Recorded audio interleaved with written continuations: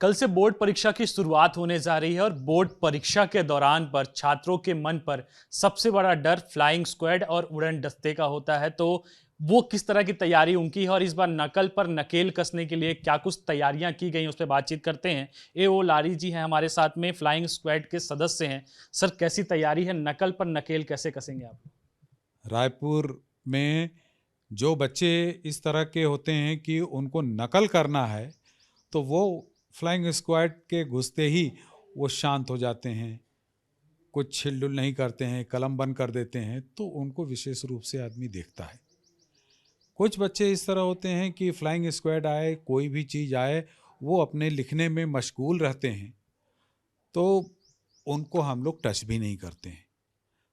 Particular उन बच्चों को कि जो आने पर सतर्क हो जाता है या कमरे से निकलकर बाथरूम के तरफ जाने लगता है, तब ऐसा संदेह होता है कि इस बच्चे के पास कुछ सामग्री है नकल की।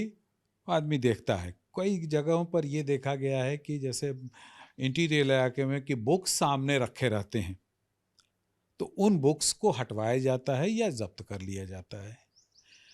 वैसे पिछले साल पूरी परीक्षा के दौरान हमने सतत प्रयास किया और ये कोशिश किया, पूछा भी लोगों से कि नकल कहीं होती है तो बताया जाए, लेकिन कहीं भी नकल का एक चिंदी भी मुझको नहीं मिला। रायपुर में कोई भी प्रकरण नहीं मिला, लेकिन एक चीज़ अक्सर देखी जाती है, आप लोग तो ड्यूटी पे ही रहते हैं, कि जब आप पहुंचते हैं तो चुनिंदा छात्र रहते हैं, उनकी पहचान आप करते हैं और उसमें से जो संदिग्ध रहता है तो वो कैसे ख्याल आता है, उनको देखने के आधार पे पता चलता है या फिर क्या उनके मूवमेंट्स चेंज रहते हैं, ये सब? वो लिखना छोड़ देते हैं या निकल के बाथरूम के तरफ जाते हैं, तो कुछ इस तरह के बच्चे संदिग्ध इसी आधार पर आदमी करता है। किसी भी बच्चा कोई अगर इन कंटिन्यूअस लिखता है तो उसे डिस्टर्ब नहीं किया जाता है, क्योंकि हो सकता है कि वो टॉपर हो, तो वो लिख रहा है तो हम बिल्कुल उसको टच नहीं करेंगे। 2 बार ऐसे बच्चों के तरफ से घूमा जाता है कि वो अगर लिख रहा है, कंटिन्यूअस है, तो आदमी चेक नहीं करता है।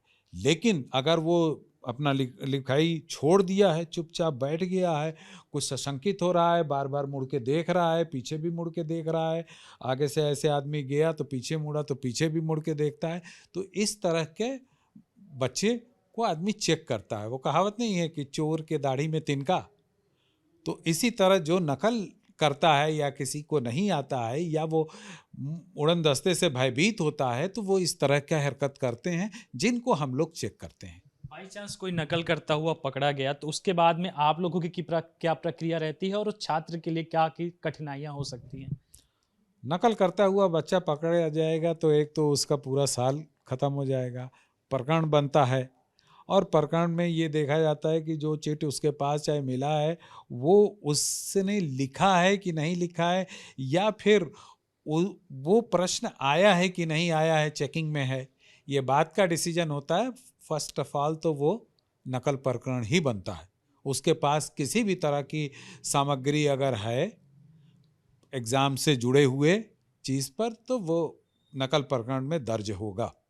बिल्कुल, देखिए इस तरह का अगर कोई भी कृत्य करते हैं तो उन पर नकल प्रकरण बनता है और कहीं न कहीं साल बर्बाद होने का भी डर उनका बना रहता है। लेकिन फिलहाल रायपुर जिले की बात करी जाए तो रायपुर में पिछले साल कोई भी नकल प्रकरण देखने को नहीं मिला था। उम्मीद यही है कि इस साल भी कोई नकल प्रकरण देखने को नहीं मिलेगा। कैमरा पर्सन राजेंद्र भारद्वाज के साथ रोहित मिश्रा, विस्तार न्यूज़, रायपुर।